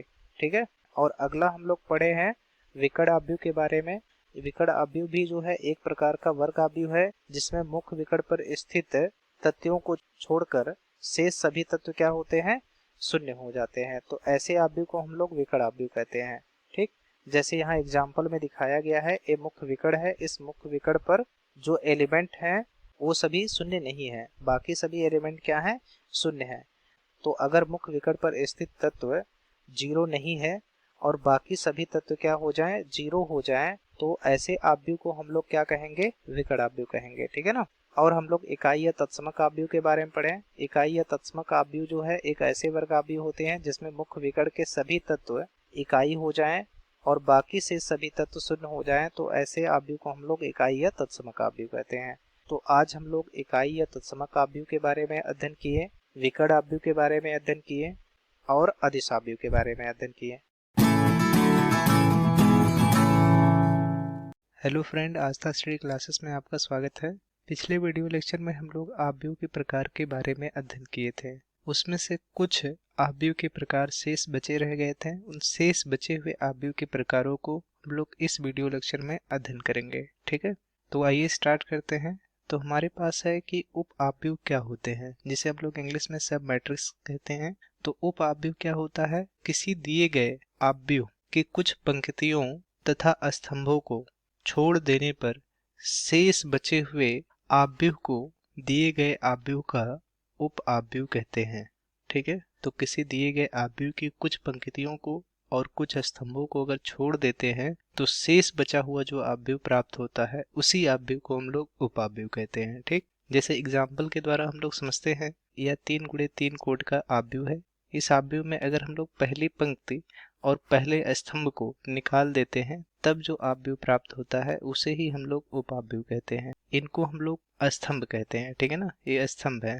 तो यहाँ पर स्तंभों की संख्या 3 है और ये इधर वाला जो पार्ट है इसे हम लोग पंक्तियां कहते हैं। तो यहाँ पर पंक्तियों की संख्या 3 है और स्तंभों की संख्या भी 3 है। तो इसमें पहली पंक्ति, यही है पहली पंक्ति, और पहला स्तंभ जो है ये पूरा पार्ट है, ये हमारा पहला स्तंभ है। ठीक है, तो अगर हम लोग पहली पंक्ति और पहले स्तंभ को निकाल दें तो ये जो शेष बचे हुए चारों एलिमेंट्स हैं, इस आव्यूह को मान लेते हैं ए है, तो इस दिए गए आव्यूह ए का उप आव्यूह कहलाएंगे ये शेष बचे हुए एलिमेंट। ठीक है, तो आइए और भी एग्जाम्पलों से समझते हैं। अगर हम लोग मान लेते हैं A B C D E F G H I, ये मान लेते हैं आव्यूह बी है, जो कि 3x3 कोटि का आव्यूह है। इसमें ये पंक्तियां होंगी, पहली पंक्ति, ये दूसरी पंक्ति, ये तीसरी पंक्ति, इसी प्रकार से पहला स्तंभ, ये दूसरा स्तंभ, ये तीसरा स्तंभ है। ठीक है, अब इसमें से अगर हम लोग दूसरी पंक्ति ये हमारा है और दूसरा स्तंभ हमारा ए है। ठीक है ना, ये पूरा जो है ये हमारा दूसरा स्तंभ है। तो दूसरी पंक्ति और दूसरे स्तंभ के एलिमेंट्स को निकाल दें तो शेष बचा हुआ जो एलिमेंट्स होगा वह क्या होगा, ए सी जी आई, ये 4 एलिमेंट शेष बचे हुए एलिमेंट हैं। ठीक है, तो ये जो शेष बचे हुए एलिमेंट्स का जो आव्यूह बन रहा है वही आव्यूह इस दिए गए आव्यूह बी का उप आव्यूह कहलाएगा। ठीक है, ये क्या होगा, उप आव्यूह होगा, किसका, बी आव्यूह का उपावयव कहलाएगा। ठीक है, इसी प्रकार से हम लोग एक और एग्जाम्पल के द्वारा समझते हैं। मान लेते हैं यहाँ पर 7, 8, 9, 10, 11, 12 और यहाँ पर 1, 2, 3 ये एलिमेंट है। ये मान लेते हैं आव्यूह सी है। तो यहाँ पर देखो, ये पहली पंक्ति है, ये दूसरी पंक्ति है और ये तीसरी पंक्ति है। ठीक है, ये पहला स्तंभ है, ये दूसरा स्तंभ है और ये तीसरा स्तंभ है। तो यहाँ पर तीसरी पंक्ति और तीसरे स्तंभ को अगर छोड़ दिया जाए, तीसरे स्तंभ को अगर यहाँ पर ये छोड़ दिया जाए तो बाकी जो शेष बचे हुए एलिमेंट्स होंगे इनके द्वारा जो आव्यूह प्राप्त होगा वही इस दिए गए आव्यूह सी का उपावयव कहलाएगा। ठीक है, तो ये जो शेष बचे हुए एलिमेंट्स हैं 7, 8, 10 और 11 इनके द्वारा जो बनाया गया आव्यूह होगा, ये जो आव्यूह प्राप्त होगा यही आव्यूह दिए गए आव्यूह सी का उपावयव कहलाएगा। ठीक है, इसी प्रकार से देखिए एक और एग्जाम्पल के द्वारा समझते हैं। मान लेते हैं कि 1, 2, 3, 4 ये वर्ग आव्यूह है। ठीक है, इस वर्ग आव्यूह की ये पहली पंक्ति है और ये दूसरी पंक्ति है। ठीक है, और ये पहला स्तंभ है, ये दूसरा स्तंभ है। तो इसकी अगर पहली पंक्ति और पहले स्तंभ को अगर छोड़ दिया जाए तब जो शेष बचा हुआ एलिमेंट्स है, शेष बचा हुआ एलिमेंट्स से जो प्राप्त आव्यूह होगा वह आव्यूह इस दिए गए आव्यूह का उपावयव कहलाएगा। तो मान लेते हैं ये आव्यूह डी है, तो इस आव्यूह डी का ये जो आव्यूह प्राप्त हो रहा है ये आव्यूह क्या कहलाएगा, आव्यूह डी का उप आव्यूह कहलाएगा। ठीक है, ये क्या होगा, उप आव्यूह होगा किसका, आव्यूह डी का। अगला आव्यूह है ऊपरी त्रिभुजीय आव्यूह। तो ऊपरी त्रिभुजीय आव्यूह होने के लिए सबसे पहला कंडीशंस ये है कि जो भी आव्यूह हम लोग ले रहे हैं वह आव्यूह वर्ग आव्यूह होना चाहिए। वर्ग आव्यूह अगर नहीं है तो वह ऊपरी त्रिभुजीय आव्यूह नहीं हो सकता है। तो आइए देखते हैं कि ऊपरी त्रिभुजीय आव्यूह क्या होता है। जिस वर्ग आव्यूह के मुख्य विकर्ण के नीचे के सभी एलिमेंट्स शून्य हो उस आव्यूह को ऊपरी त्रिभुजीय आव्यूह कहते हैं। तो अगर कोई वर्ग आव्यूह है, उस वर्ग आव्यूह का जो मुख्य विकर्ण है उस मुख्य विकर्ण के नीचे के सारे एलिमेंट्स 0 हो जाएं तो उसे हम लोग ऊपरी त्रिभुजीय आव्यूह कहते हैं। मान लेते हैं यह जो है ए वर्ग आव्यूह है। तो इस वर्ग आव्यूह में देखिए ये मुख्य विकर्ण है, ये 4, 3, 2 ये जो दिख रहा है ये मुख्य विकर्ण है। ये जो मुख्य विकर्ण है इस मुख्य विकर्ण के नीचे के सारे एलिमेंट्स 0 हैं। तो यह कैसा आव्यूह होगा, ऊपरी त्रिभुजीय आव्यूह होगा।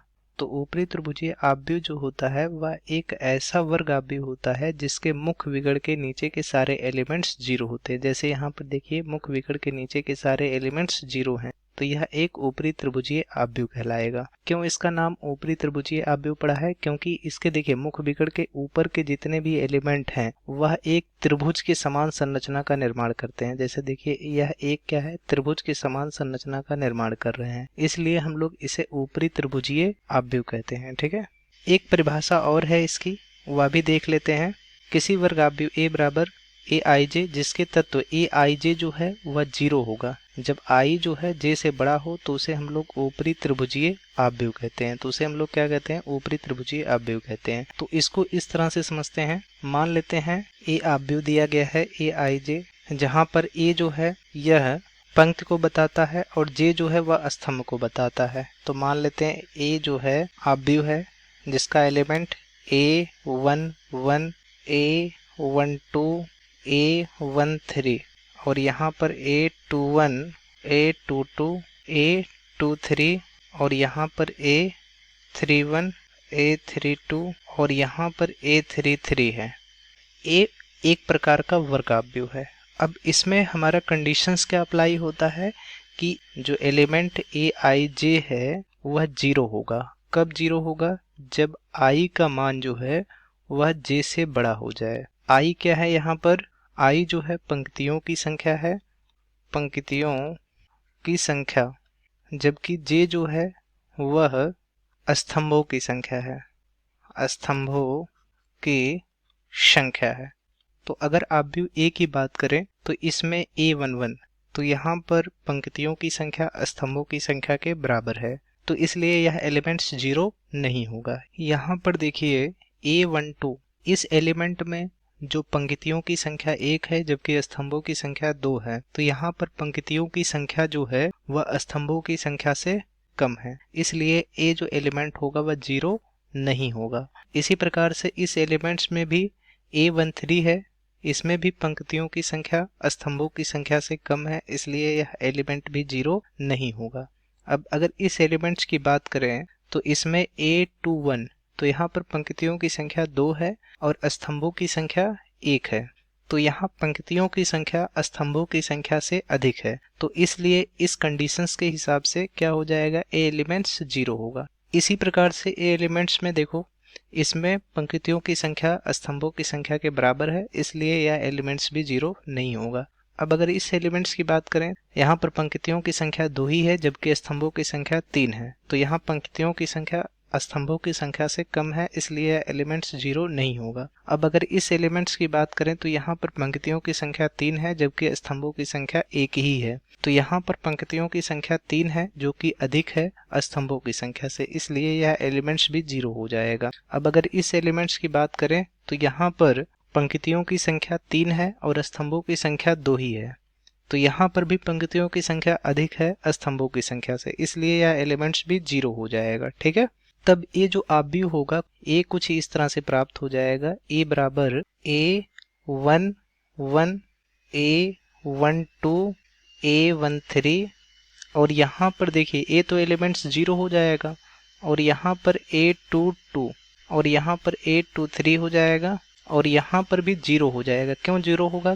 क्योंकि यहाँ पर पंक्तियों की संख्या 3 है और स्तंभों की संख्या 1 ही है। पंक्तियों की संख्या स्तंभों की संख्या से अधिक है, इसलिए देखो इस रूल के अकॉर्डिंग ए एलिमेंट्स क्या हो जाएगा, 0 हो जाएगा। ठीक है, इसी प्रकार से यहाँ का भी एलिमेंट्स 0 हो जाएगा और यहाँ A33 हो जाएगा, तो ये हमारा आव्यूह प्राप्त होगा। इस आव्यूह में देखिए ये मुख्य विकर्ण है, इस मुख्य विकर्ण के नीचे के सारे एलिमेंट्स 0 हैं और इस रूल को फॉलो कर रहा है। Aij बराबर 0 होगा जब i का मान j से बड़ा होगा, इस रूल को फॉलो कर रहा है, इसलिए यह कैसा आव्यूह होगा, ऊपरी त्रिभुजीय आव्यूह होगा। ठीक है ना, ऊपरी त्रिभुजीय आव्यूह होगा। तो एक बार फिर से देख लेते हैं, ऊपरी त्रिभुजीय आव्यूह क्या होता है, जिस वर्ग आव्यूह के मुख्य विकर्ण के नीचे के सारे एलिमेंट्स क्या हो जाएं, शून्य हो जाएं, उसे हम लोग क्या कहते हैं, ऊपरी त्रिभुजीय आव्यूह कहते हैं। क्या कहते हैं, ऊपरी त्रिभुजीय आव्यूह कहते हैं। या फिर एक और परिभाषा है जिसमें हम लोग ऊपरी त्रिभुजीय आव्यूह को परिभाषित कर सकते हैं। वह परिभाषा यह है कि किसी वर्ग आव्यूह, अगर कोई वर्ग आव्यूह है जो कि a बराबर Aij है, जिसका तत्व Aij जो है वह 0 है। कब 0 है, जब i का मान जो है j से बड़ा है, तो उसे हम लोग ऊपरी त्रिभुजीय आव्यूह कहते हैं। अर्थात हम लोग कह सकते हैं अगर कोई वर्ग आव्यूह है और वह इस पूरे रूल को फॉलो कर रहा है तो वह ऊपरी त्रिभुजीय आव्यूह कहलाएगा। ठीक है, तो यहाँ पर उदाहरण के द्वारा समझाया गया है। ये दिया गया आव्यूह था, इस दिए गए आव्यूह में मुख्य विकर्ण ए था, इस मुख्य विकर्ण के नीचे के सारे एलिमेंट्स 0 हैं, इसलिए यह कैसा आव्यूह है, ऊपरी त्रिभुजीय आव्यूह है। ठीक, हमारा अगला आव्यूह है निम्न त्रिभुजीय आव्यूह। तो जैसे ऊपरी त्रिभुजीय आव्यूह में मुख्य विकर्ण के नीचे के सारे एलिमेंट्स 0 होते थे, उसी प्रकार से निम्न त्रिभुजीय आव्यूह में मुख्य विकर्ण के ऊपर के सारे एलिमेंट्स 0 होंगे। तो देखिए, जिस वर्ग आव्यूह के मुख्य विकर्ण के ऊपर के सभी तत्व शून्य हो, उस आव्यूह को हम लोग निम्न त्रिभुजीय आव्यूह कहते हैं। निम्न त्रिभुजीय आव्यूह के लिए भी कंडीशंस है कि जो आव्यूह हम लोग चूज कर रहे हैं वह आव्यूह वर्ग आव्यूह होना चाहिए और उस वर्ग आव्यूह के मुख्य विकर्ण के ऊपर के सभी तत्व जो हैं वह शून्य होने चाहिए, तो उस आव्यूह को हम लोग निम्न त्रिभुजीय आव्यूह कहेंगे। ठीक है, इसकी एक और परिभाषा है जो कि इस प्रकार परिभाषित होती है कि अगर कोई वर्ग आव्यूह A है जिसका एलिमेंट Aij है, तो Aij जो है वह 0 होगा। कब 0 होगा, जब i का मान j से छोटा होगा।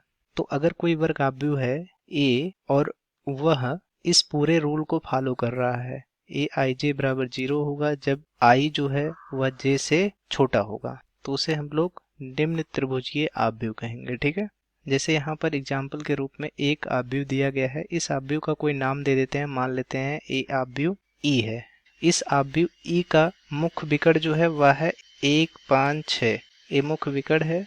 इस मुख्य विकर्ण के ऊपर के जितने भी एलिमेंट्स हैं वह सभी 0 हैं, तो यह दिया गया आव्यूह जो होगा वह निम्न त्रिभुजीय आव्यूह कहलाएगा। ठीक है, निम्न त्रिभुजीय आव्यूह कहलाने का आशय यह है कि देखो इसमें जो है मुख्य विकर्ण के नीचे के जो एलिमेंट्स हैं वो सभी एक त्रिभुज की समान रचना का निर्माण करते हैं, इसलिए इसे हम लोग निम्न त्रिभुजीय आव्यूह कहते हैं। निम्न त्रिभुजीय आव्यूह के लिए कंडीशंस है कि वह कैसा आव्यूह होना चाहिए, वर्ग आव्यूह होना चाहिए। ठीक है, अब दूसरी परिभाषा को परिभाषित करने के लिए या समझने के लिए हम लोग मान लेते हैं ए बराबर ए दिया गया है ए आई जे, तो हम लोग मान लेते हैं ए जो है एक 3x3 कोटि का वर्ग आव्यूह है। तो उस वर्ग आव्यूह को हम लोग इस तरह से लिख सकते हैं A11 A12 A13 A21 A22 A23 A31 A32 और यहाँ पर A33।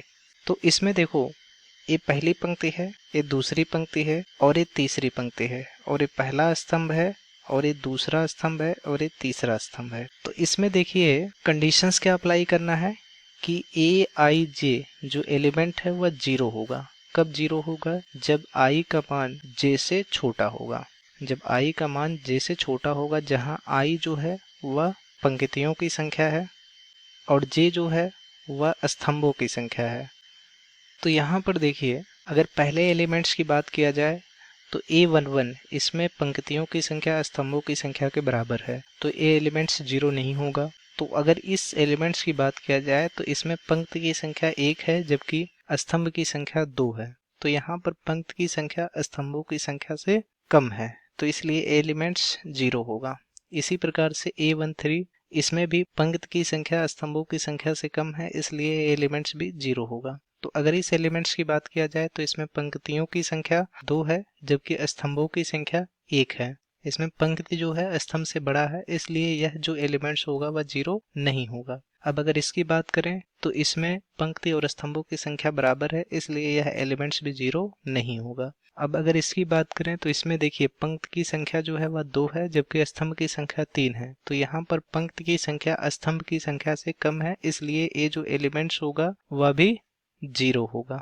और यहाँ A31 की अगर बात करें तो इसमें पंक्ति की संख्या 3 है जबकि स्तंभ की संख्या 1 है, तो यहाँ पर पंक्ति की संख्या अधिक है स्तंभों की संख्या से, तो एलिमेंट्स 0 नहीं होगा। इसी प्रकार से A32 इसमें भी पंक्ति की संख्या 3 है और स्तंभ की संख्या 2 है, तो A वाला एलिमेंट्स भी 0 नहीं होगा क्योंकि इस रूल को फॉलो नहीं कर रहा है।